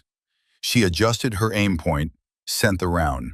The man screamed, grabbed his shattered femur, rolled out of cover in shock and pain. Not a kill shot, but a fighter removed from the battlefield just as effectively. Maybe more so, because now his teammates had to deal with his screaming. "2 down, Caldwell said. "They're pinned, looking for the shooter." "Let them look," Alex replied, already finding her third target. "At this range, with this position, they'll never find me before I find them." The assault force went to ground. Radios crackled. Orders were shouted in Russian and English. They were professionals, dealing with an unexpected complication. But Alex could see the problem they faced. No cover, no concealment, caught on an exposed ridgeline against a sniper who just made 2 difficult shots look easy. Volkov's voice carried across the distance, authoritative and angry. "Suppressive fire! Mark the position!" 8 rifles opened up simultaneously, a wall of lead snapping past Alex's hide, impacting rocks 50 yards to her left. They were guessing, shooting at shadows, wasting ammunition on empty terrain. Alex remained perfectly still, didn't flinch, didn't react. The rounds weren't even close. She let them burn through magazines while she waited for targets. A fire team leader stood to direct his men, trying to coordinate movement. Fatal mistake. Alex tracked him smoothly. 800 yards. Light wind, steady conditions. Perfect shooting weather. The shot caught him in the upper chest, high in center, the impact spinning him like a top before he fell. The suppressive fire faltered as his team realized their leader was down. 3 down, Caldwell said. They're breaking, attempting to flank left. I see them, Alex confirmed. 4 operators were attempting to use a shallow depression as cover for a flanking maneuver. It might have worked against a less experienced shooter. The depression provided decent concealment, and in 200 yards they'd reach a cluster of boulders that would give them actual protection. But Alex could see the depression's limitations. She could see that in exactly 180 yards, they'd have to cross a 20-yard gap with zero cover, a natural choke point where the terrain funneled them into a kill zone. She let them commit, watched them move with desperate hope that they'd found a solution. Waited until they reached the point of no return. The first man across the open area made it 3 steps. The second made it 2. The third went to ground immediately, smart enough to recognize the trap, but there was nowhere to go. The depression behind him was a dead end. The boulders ahead were too far. He was caught in between, pinned by perfect positioning and ruthless calculation. Alex took her time, made the shots count. Controlled breathing, steady trigger press, follow-through on every round. By the time the flanking attempt collapsed, 6 of Volkov's 20 operators were combat ineffective, dead or wounded badly enough that they were out of the fight. The assault had stalled completely. The survivors huddled behind inadequate cover, pinned by a sniper they couldn't locate and couldn't suppress. It was every infantryman's nightmare. Death from distance, invisible, inevitable. And somewhere below, Dmitry Volkov was learning that bringing 20 men to kill 1 woman had been 14 men too few. His voice cut through the mountain air like a whip crack, command presence even in defeat. We didn't come this far to quit. Target's 300 yards ahead. We take it or we die trying. Alex tracked him through her scope. The scar on his neck was visible even at 700 yards. Legacy of the rounds she'd put into his brother 5 years ago in Kandahar. His jaw was set in determination, eyes scanning for threats he couldn't see. He's rallying them, Caldwell said, moving with remaining operators, coordinated rush toward the bunker. Alex watched the assault develop. 14 operators minus 6 casualties, left 8 effectives plus Volkov, 9 total. They were moving with desperate courage across open ground, knowing they were exposed, knowing the sniper was watching, but pushing forward anyway because Volkov had given them no choice. It was madness or bravery. Sometimes the line between them disappeared entirely. 700 yards, 600, 500. Alex's crosshairs tracked Volkov's center mass. She could end this now, drop the leader and watch his assault collapse. Her finger rested against the trigger, taking up slack. But something held her back. Some instinct honed through 47 missions. This needed to play out differently. At 400 yards, Forge and Kane's M4A1 carbines cracked in rapid succession from the bunker entrance. Controlled pairs, professional fire discipline. 2 more of Volkov's operators went down, legs swept out from under them by rounds that shattered bone and tore muscle. The assault broke. The survivors scattered like water hitting hot oil, seeking any cover they could find. Volkov dove behind a cluster of rocks, trapped 400 yards from his objective, pinned by crossfire from 2 positions he hadn't known existed. He's done, Caldwell said. The assault's finished. Time to end this. But before Alex could respond, another voice joined the battle. Amplified through a megaphone, authoritative and arrogant. Volkov, stand down. This operation is over. Senator Gerald Ashford emerged from the southern approach like a ghost materializing from memory. 73 years old, but moving with military bearing that 50 years of soft living hadn't entirely eroded. He wore a tactical vest over an expensive suit, carried a Sig Sauer P226 in his right hand, and looked absolutely furious. 4 men in dark suits followed him, spreading into a security formation. Former Secret Service, probably, or FBI agents moonlighting for a senator who paid better than government work. "Senator," Volkov called back, "we can still do this. We just need to—" "We need nothing." Ashford's voice cracked like thunder. "You failed. 8 men down. The core is compromised. Federal authorities are probably already en route." Through her scope, Alex watched the scene develop 600 yards downrange. Ashford advancing with his security detail, Volkov pinned behind rocks, the surviving operators caught between a failed assault and an angry employer. "Then we extract now," Volkov said. "Take what we can, regroup and—" "I'm not extracting," Ashford interrupted. He raised his pistol, not toward the bunker, not toward Alex's position, toward Volkov. Alex's breath caught. Through 12-power magnification, she watched a 50-year conspiracy collapse in real time. "You were supposed to be professional," Ashford shouted. "Surgical, clean. Instead, you've drawn attention, created casualties, failed to secure even half the cores. Senator, you need to calm."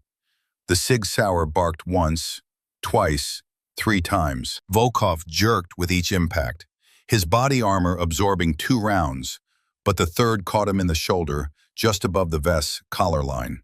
He fell backward, hand clutching the wound, blood pulsing between his fingers in arterial rhythm. Not immediately fatal, but serious. Volkov would bleed out in minutes without medical intervention. The surviving operators stared in shock. Their employer, their mission commander, the man who'd recruited them from elite units and promised enough money to retire, had just shot their team leader. Whatever loyalty they'd felt evaporated instantly. They dropped their weapons, raised their hands, the universal gesture of men who just realized they were on the wrong side of a situation spiraling beyond control. Ashford turned toward the bunker, toward the objective that had driven him to betray everything he'd once stood for. He reached into his tactical vest, pulled out a small black device that made Alex's blood run cold.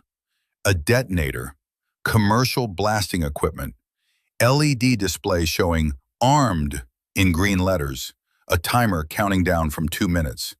"I had insurance," Ashford's voice carried across the ridgeline with the calm certainty of a man who'd already accepted his fate. Shape charges placed throughout the bunker complex. Dead man's switch. If I don't enter the disarm code every 60 seconds, or if someone kills me, this entire mountain becomes a radioactive wasteland. The LED display blinked. 159, 158, 157. The surviving operators began backing away rapidly. Nobody wanted to be near ground zero when plutonium got dispersed by high explosives. They'd signed up for money, not martyrdom. Alex's crosshairs settled on Ashford. She could take the shot right now, drop him before he triggered the charges manually. But a dead man's switch meant the moment his heart stopped, the timer would hit 0, and the mountain would bloom with radiation that would poison this valley for generations. "Ashford, don't do this!" Caldwell's voice boomed across the mountain. He'd stood from their hide, abandoning concealment, making himself visible, making himself a target to save everyone else. Ashford's head turned, recognition flickering across his face. "Marcus? Is that you?" The timer read 138, 137, 136. "It's me," Caldwell said, walking forward slowly, hands visible, rifle slung across his back. "And I'm asking you as a brother Marine, as someone who respected you once, there's still a way out of this." "Respected?" Ashford laughed, bitter and broken. "You followed my orders without question, Marcus. Never suspected, never questioned, just like a good little captain. 129, 128, 127. Caldwell kept walking, kept closing distance. 60 yards now, 50. Close enough that Alex could see both men clearly through her scope. "I should have questioned," Caldwell said. "Should have reported what I saw. Should have chosen honor over career. I failed, but you can still make the right choice." "There's no right choice left," Ashford said. His left hand moved, raising the Sig Sauer, not toward Caldwell, not toward the bunker, toward himself, barrel under his chin. "Only endings, and I choose mine. 1 minute, 8 seconds, 107, 106. Whatever you've done, however deep you've fallen, this doesn't end it," Caldwell said. "This just makes it worse, kills innocent people, poisons this land for generations." "I won't spend my final years in federal prison," Ashford replied.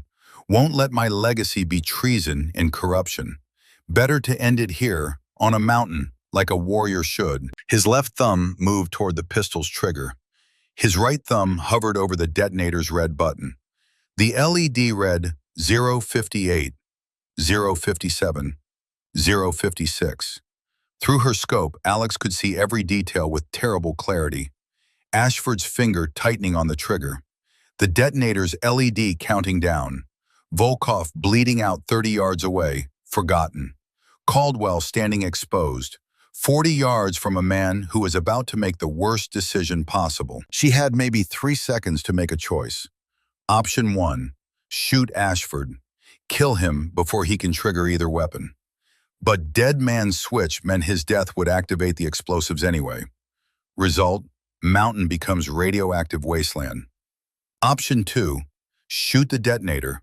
Try to destroy the device before it could send the trigger signal. Difficult shot, moving target, high risk of hitting Ashford's hand and causing him to death grip both triggers. Result, probably radioactive wasteland. Option 3, shoot the pistol. Remove his suicide option, forced negotiation, buy time. Hardest shot, smallest target, highest precision required. But the only option that didn't guarantee catastrophe. The wind lulled. 3-second window opening. Alex's training took over. Every lesson from Captain Ethan Caldwell flooding back. Be disciplined, be patient, be perfect. 042, 041, 040. She made her choice. The shot came from 600 yards out. Alex hadn't waited for permission, hadn't asked for authorization. She'd simply read the moment the way a sniper reads wind, calculated the variables the way she'd calculated 1,000 shots before, and made the call that only she could make. The .308 Winchester round traveled at 2,600 feet per second, covering 600 yards in approximately 0.7 of a second. In that time, it dropped 2.3 feet due to gravity, was pushed 14 inches to the right by wind before Alex's holdover brought it back, and maintained enough energy to do exactly what was needed. The bullet struck the Sig Sauer P226 in Ashford's left hand with enough force to obliterate the weapon. Metal fragments exploded outward, tearing through his palm, shredding skin and muscle and small bones. The pistol spun away, harmless, landing 30 feet away in sparse grass. Ashford screamed, dropped to his knees, his mangled left hand spraying blood across the rocks, fingers bent at angles that bones weren't meant to achieve. But his right hand still held the detonator, and the LED still counted down. 033, 032, 031. "Forge!" Caldwell shouted. "The detonator, now!"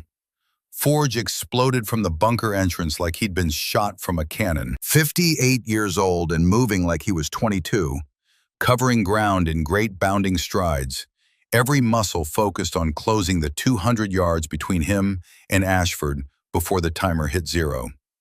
028, 027. Ashford saw him coming, tried to raise the detonator higher, tried to protect it or maybe trigger it early. His thumb moved toward the red button. "No!" Caldwell was running now too, coming from a different angle, trying to reach Ashford before Forge. 0-23. 0-22. Forge hit Ashford in a tackle that would have made professional linebackers jealous. 300 pounds of combined mass colliding at full speed. The detonator flew from Ashford's hand, tumbling end over end through the mountain air. LED still blinking its countdown. 0-19. 0-18. The detonator reached the apex of its arc, began falling. Forge's hands shot out, tracking the tumbling device through three-dimensional space, calculating intercept point with the instinctive mathematics of someone who'd spent 12 years as an EOD technician defusing bombs. His fingers closed around it midair, thumb immediately finding the red button, not to press it, but to brace against it, to prevent any accidental activation as he hit the ground and rolled, cradling the device against his chest like it was made of spun glass in prayers. 0-14, 0-13, 0-12. Got it, Forge shouted. Got it! How do I disarm this thing? Ashford lay on his back, zip-tied by Kane in approximately 2.3 seconds, combat gauze being applied to his mangled hand with the efficient brutality of a combat medic who'd done this 1,000 times and had zero sympathy. Code, Kane said, pressing the gauze hard enough to make Ashford gasp. Now. Go to hell, Ashford said through clenched teeth. Kane pressed harder, directly on exposed nerve endings. The code, or I let you bleed out and we all die together. Your choice. Make it fast. 0-8, 0-7, 0-6. Ashford's face went gray, pain and shock warring with whatever remnants of defiance still flickered in his eyes. But survival instinct won. 11, 10, 17, 75, he gasped. November 10th, 1775. Marine Corps founding date. Forge's fingers flew across the device, entering the code with careful precision. His hands were steady, methodical, showing none of the fear that had to be screaming through his nervous system. The LED blinked once, twice, then disarmed in green letters. The collective exhale from 4 operators sounded like a wind gust. Forge set the detonator down carefully. Then he lay back on the rocks and started laughing. Not humor, relief. The kind of laughter that comes when you've stared directly at death and lived to tell about it. 600 yards, he said between laughs. You shot a pistol out of his hand at 600 yards in high wind while he was moving. That's not even possible. Alex was descending from her hide now, Caldwell following close behind. Wasn't possible, she said. Was necessary. That makes it possible. She walked to where Ashford lay zip-tied and bleeding, surrounded by the wreckage of his ambitions. The 8 surviving operators knelt in a line, hands on their heads, guarded by Kane. Volkov was still alive, barely, his shoulder wound bleeding but not arterially anymore. Kane had thrown him a trauma dressing, let him self-apply while handcuffed. Professional courtesy to a dying man who no longer posed a threat. Ashford looked up at Alex, really looked at her for the first time. You, he said, you're the girl from the town meeting, the one Marcus dismissed. I'm the sniper who just saved your life, Alex said, crouching to his level. So you can spend the rest of it in federal prison thinking about the choices that brought you here. She paused. I lost 3 teammates in Helmand Province. 3 good people who died because we walked into an ambush we didn't see coming. And for 8 months, I've been asking myself if I could have done something different. Her voice was quiet, but carried across the silent mountain. You had 50 years to make a different choice, to report what you saw, to choose honor over convenience. And every day you chose wrong. Every single day for 50 years, you woke up and chose to let those cores stay buried, chose to keep the secret, chose to prioritize your career over doing what was right. She stood. That's the difference between us, Senator. I learned from my failure. You became yours. Ashford had nothing to say to that. He simply lay there, broken and silent, waiting for the federal agents who would take him away. The FBI arrived at 2:30 p.m., the familiar thump of helicopter rotors preceding them by 5 minutes. Hostage rescue team in full tactical gear, DOE specialists in hazmat suits, enough firepower and authority to lock down the entire mountain. Special Agent Victoria Ross was first out of the lead helicopter, 50 years old with steel gray hair cut short and eyes that missed nothing. She surveyed the scene with professional appreciation. Bodies, prisoners, evidence, one plutonium core secured in proper lead-line containment, and 4 civilians standing in the middle of it all, looking tired, but unharmed. Former military, Ross said, walking up to Alex. Not a question. All of us, Alex confirmed. We secured the scene and waited for proper authorities. That was considerate.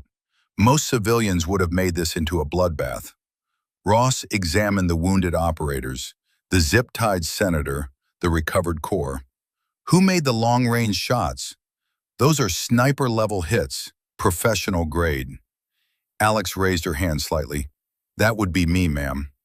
Ross studied her, reassessing. You're the property owner.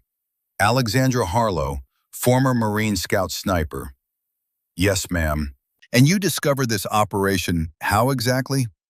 Poachers on my land led to bunkers, which led to Cold War nuclear materials, which led to here. Ross nodded slowly, pulling out a digital recorder. We're going to need comprehensive statements from all of you. This is going to be a federal case that draws attention from Congress, DOD, probably the White House. You understand that? We understand. Good, because right now you're heroes who stopped a nuclear material theft. I'd like to keep it that way, which means cooperating fully with our investigation.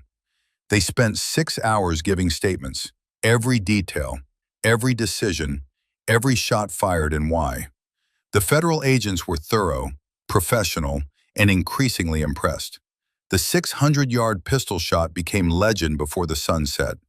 Ross called in a ballistics team to verify the trajectory, document the evidence, create a record that would be studied in sniper schools for the next 50 years. 962 yards, the ballistics specialist reported, measuring with laser rangefinder and GPS. Wind at 18 miles per hour from the southwest. Target was a Sig Sauer P226, approximately 4 inches wide in a moving hand. Shooter was firing from elevated position with angle of decline. He looked at Alex with something approaching awe. That's one of the most difficult shots I've ever documented. Maybe top 5 in military history. Certainly the most precise shot under operational stress I've personally verified. It was the shot that needed to be made, Alex said simply. So I made it. Nathan Weston arrived at 6 p.m., driven up the mountain in an FBI vehicle.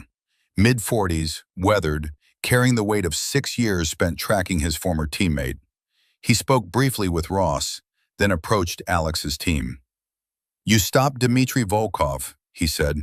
My responsibility for 6 years. When I learned they were going after Site November materials, I knew I had to act. Your intelligence made this possible, Alex said. That counts for something.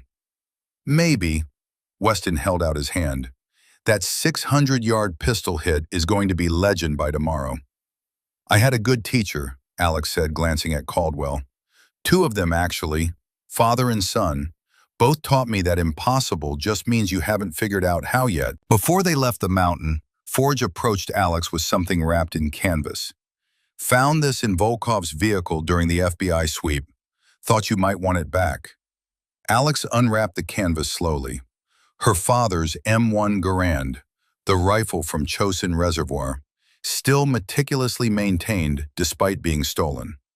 Volkov had kept it clean, oiled, functional, maybe as a trophy, maybe as a reminder of the woman who'd killed his brother. She ran her hand along the stock, feeling the wood grain her father had touched 74 years ago.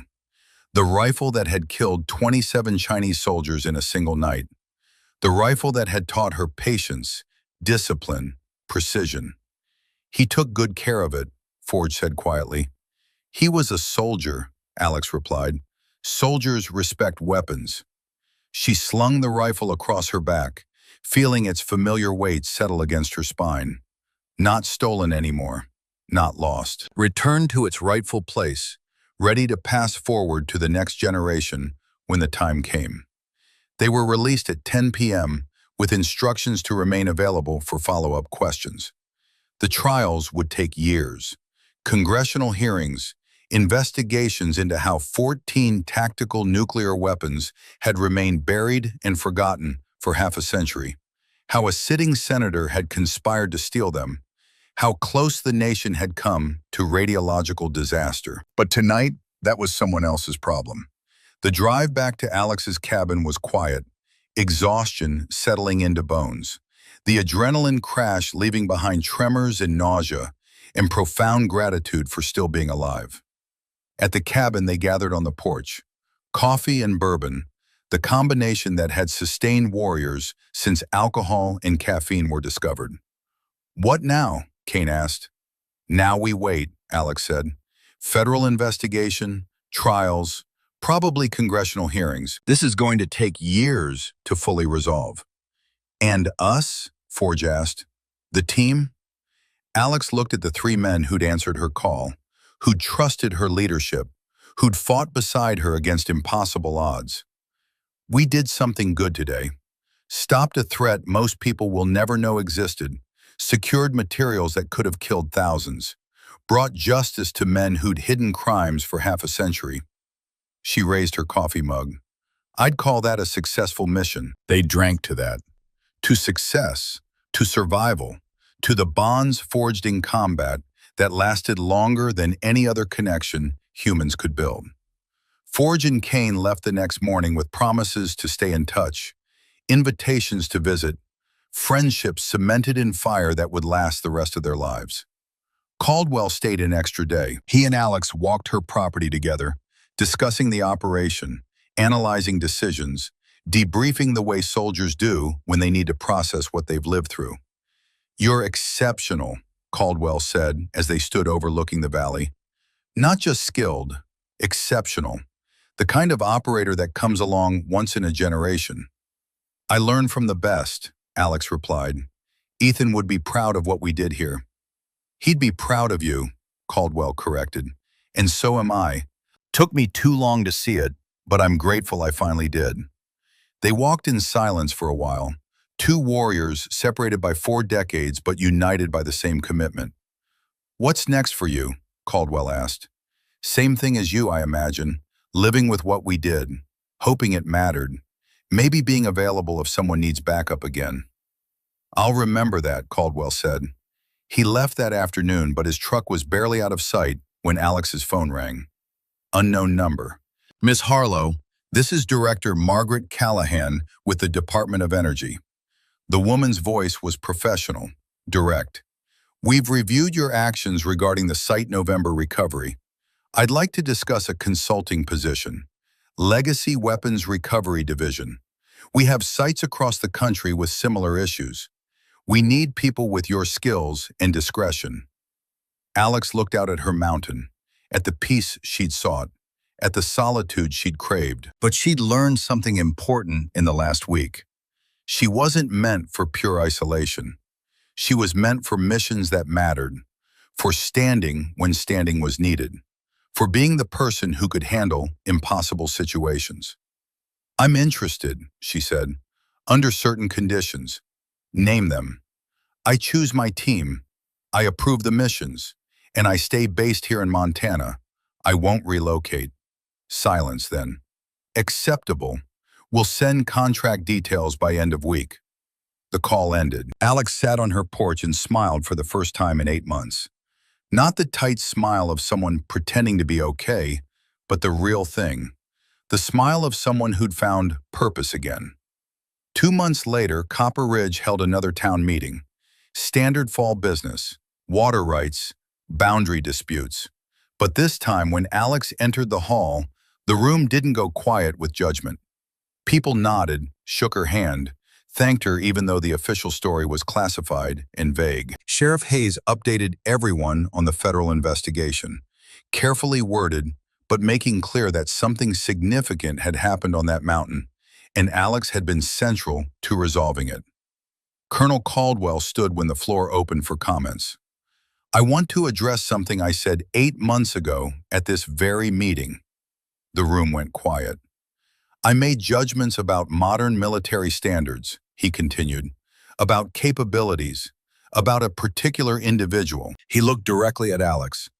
"I was completely wrong. Alexandra Harlow is one of the finest warriors I've had the privilege of serving alongside. She's proven that skill, courage, and honor aren't bound by gender or generation. And I'm grateful she chose our valley for her home." The room erupted in genuine applause. Not polite courtesy, but real respect earned through actions that spoke louder than any words. After the meeting, a young woman approached, maybe 19, nervous but determined. "Miss Harlow, I'm Bryn Hayes, Sheriff's daughter. I know who you are, Bryn. I'm thinking about joining the Marines, maybe trying for scout sniper training. But everyone keeps saying women can't really make it through, that the standards are different, that it's too hard." Alex recognized the doubt in Bryn's eyes, the same doubt she'd faced. "The standards aren't different," Alex said. "They're brutal, unforgiving, designed to break everyone who attempts them. But they're not impossible. Not if you want it badly enough. Not if you're willing to work harder than you've ever worked. Not if you can look at failure and say, 'Teach me,' instead of 'defeat me.' Did you ever want to quit?" "Every day, sometimes every hour, but I'd made a promise to myself, and I'd rather die than break a promise." Bryn absorbed this.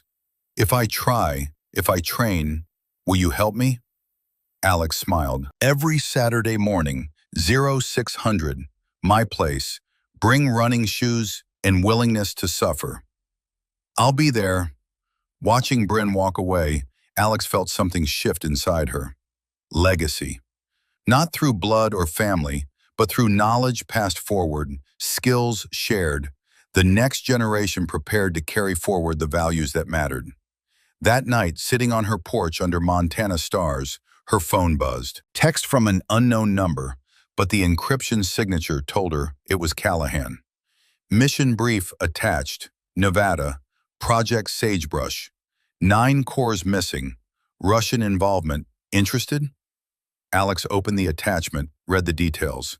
Another legacy site, more buried materials, another threat that needed stopping. She thought about the peace she'd sought, the isolation she'd craved. But she'd learned who she really was. Not someone running from her past, someone prepared for her future. A warrior who chose her battles. A protector who stood when standing mattered. A teacher who passed knowledge forward. She typed her response. "Send travel details. Need 3 days to arrange things here." The reply was immediate. "Acknowledged. Welcome to the team." Alex set down her phone and looked out at her mountain. The place that had tested her, changed her, revealed her. She wasn't just Alexandra Harlow anymore. Property owner, isolated veteran, woman dismissed and underestimated. She was an operator, sniper, warrior, teacher, and most importantly, someone who'd proven that legends weren't born in any particular generation. They were forged by choices, by standing when others ran, by making impossible shots when everything depended on them.